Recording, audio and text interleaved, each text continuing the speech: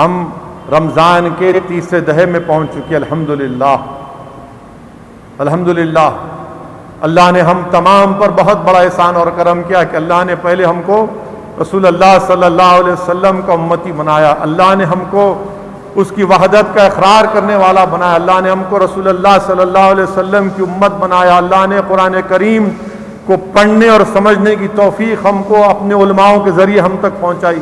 اور اللہ سبحانہ و تعالیٰ نے ہم کو یہ بتایا کہ اس ماہ مبارک میں نزول قرآن کا مہینہ ہے، شیطانوں کو زنجیروں سے جکڑ دیا جاتا ہے، جہنم کے دروازوں کو بند کر دیا جاتا ہے، جنت کے دروازوں کو کھول دیا جاتا ہے، روزے دار کی جزا اللہ خود کہہ رہا ہے کہ میں دوں گا۔ اس سے بڑی خوشخبری اور کیا ہو سکتی ہے کہ ایک روزے دار کی جزا اللہ خود دینے والا ہے۔ میرے عزیز دوستوں اور بزرگوں، وہیں پر تنبیہ الغافلین میں، بلکہ تنبیہ الغافلین میں اور مسند امام احمد بن حنبل میں بھی حدیث شریف لکھی گئی کہ 4 ایسے اعمال ہیں جن کو آپ نیکیاں کر دیتے ہیں اور اس کے بعد اگر آپ صحیح راستے پر صراط مستقیم پر نہیں چلتے تو آپ کی نیکیاں قبول نہیں ہوتی۔ ایک وہ مجاہد جو جہاد میں شرکت کیا اور غازی بن کر لوٹا اور اس کے بعد اس نے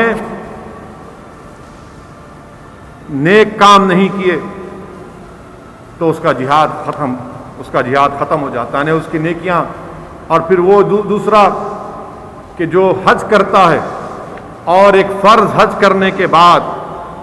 مزید ثواب کے لیے اپنے آپ کو نیک عمل میں مصروف نہیں رکھ سکا، اس کا وہ حج عدم قبولیت کی علامت بن سکتا ہے۔ تیسرا وہ شخص جو بیمار ہے اور بیمار کے بعد شفا ہو گئی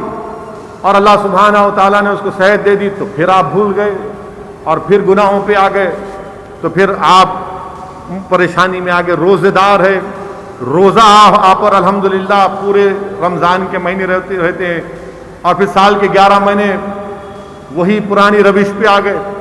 تو پھر کوئی فائدہ نہیں۔ میرے عزیز دوستو، روزہ ایک ڈھال ہے، روزہ نفس پہ کنٹرول کرنے کا ایک ڈھال ہے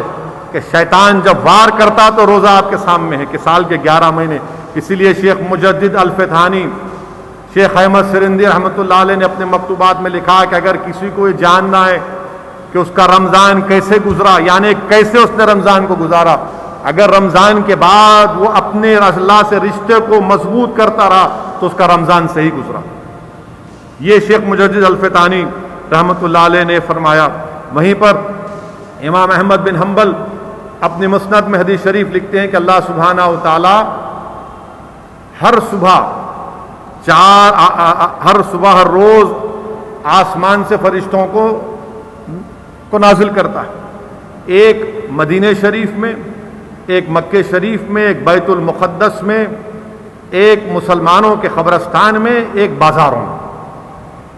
یہ امام احمد بن حنبل کی کتاب کی حدیث آپ کے سامنے میں رکھ رہا ہوں۔ جو مکہ شریف میں فرشتہ آتا ہے وہ پکار کر یہ کہتا ہے کہ جس نے فرض چیزوں کو چھوڑا وہ اللہ کی رحمت سے نکل گیا۔ جو فرض چیزوں کو چھوڑا، فرشتہ ندا کرتا ہے، جس نے فرض چیزوں کو چھوڑا وہ اللہ کی رحمت سے نکل گیا۔ جو مدینہ شریف میں ہے وہ فرشتہ ندا کرتا ہے کہ جس نے اللہ کے رسول محمد مصطفیٰ صلی اللہ علیہ وسلم کی سنتوں کو چھوڑا وہ آقا کی شفاعت سے محروم ہو جائے گا۔ بیت المقدس کا وہ فرشتہ ندا کرتا ہے کہ جس نے حرام مال کھایا اس کے نیک اعمال ختم ہو جاتے۔ چوتھا فرشتہ جو بازار میں اترتا ہے، جو قبرستان میں اترتا ہے، وہ پکار کر کہتا ہے ان مردوں سے جو قبروں میں،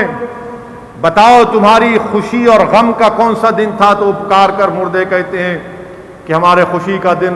سرور کا دن وہ تھا جب ہم نے قرآن کلام پاک کو پڑھا، قرآن کلام پاک کی تلاوت سنی، علماؤں کی مجلس میں بیٹھا اور رسول رحمت صلی اللہ علیہ وسلم پر درود و سلام کے نذرانے پیش کیے۔ ہمارا غمگین وقت وہ ہوئے کہ ہم نے اپنی عمر کو پوری ضائع کر دیا۔ اور پھر چوتھی زمانے جو بازار میں جو فرشتہ آتا ہے وہ ندا لگاتا ہے کہ اللہ کے روب کو جانو، اللہ گناہگار کو سزا دینے کا حق رکھتا ہے، مگر اللہ تم کو گناہگاروں کو سزا اس لیے نہیں دے رہا ہے کیونکہ تمہارے درمیان میں وہ نوجوان ہیں جو اللہ سے ڈرتے ہیں، تمہارے درمیان میں وہ دودھ پیتے بچے ہیں، اللہ ان کی وجہ سے تم پر